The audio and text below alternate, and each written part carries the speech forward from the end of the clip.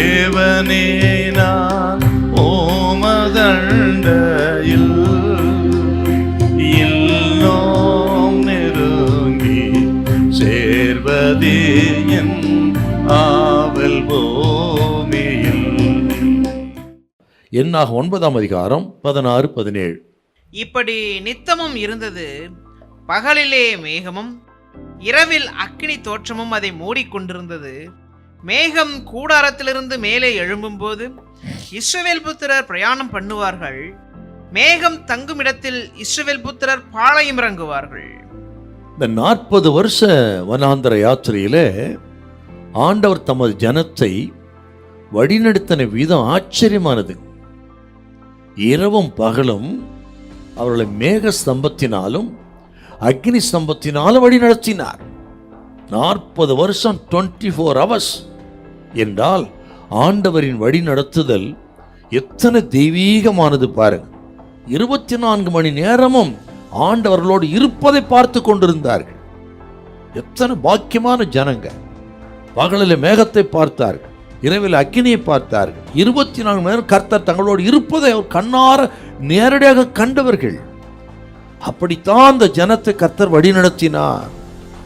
எங்க ஆரம்பிக்கிறார்னா, ஆரம்பத்திலே எகிப்து தேசத்திலிருந்து வெளியே வந்த உடனே ஆண்டவர் வழி நடத்த ஆரம்பிக்கிறார். கடைசி வரலும் போய் சேர வரலும் நடத்தினார். அப்படி ஜனங்களை இரவும் பகலும் வழி நடத்தினார். இப்போ சீனாய் மலையிலிருந்து புறப்படுறாங்க.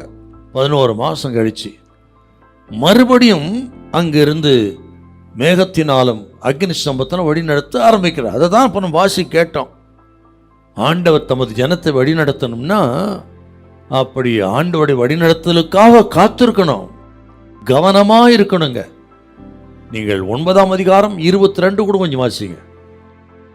மேகமானது 2 நாளாவது 1 மாதமாவது 1 வருஷமாவது வாசஸ்தலத்தின் மேல் தங்கி இருக்கும் போது இஸ்ரவேல் புத்திரர் பிரயாணம் பண்ணாமல் பாளையம் இறங்கி இருப்பார்கள். அது உயிர எழும்பும் போதோ பிரயாணப்படுவார்கள் என்றால் அவர் கண்களெல்லாம் அந்த மேகத்தின் மேல இருக்கணும், விழிப்பாக இருக்கணுங்க.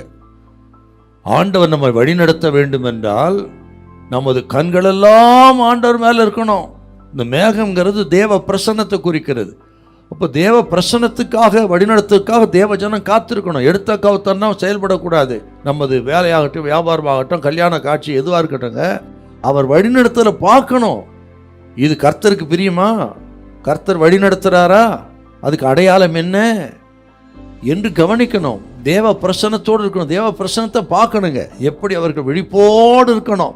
மேக எழும்புனா எழும்ப வேண்டும் என்றால் இன்றைக்கும் தேவஜனம் அப்படி கர்த்தர் வழி நடத்துவதற்கு விழிப்புடன் காத்திருந்தால் உங்கள் யாத்திரை நல்லா இருக்கும், உங்கள் தீர்மானங்கள் நல்லா இருக்கும், உங்களுடைய காரியங்கள் எல்லாம் வெற்றியா இருக்கும். ஹல்லேலூயா, ஹல்லேலூயா.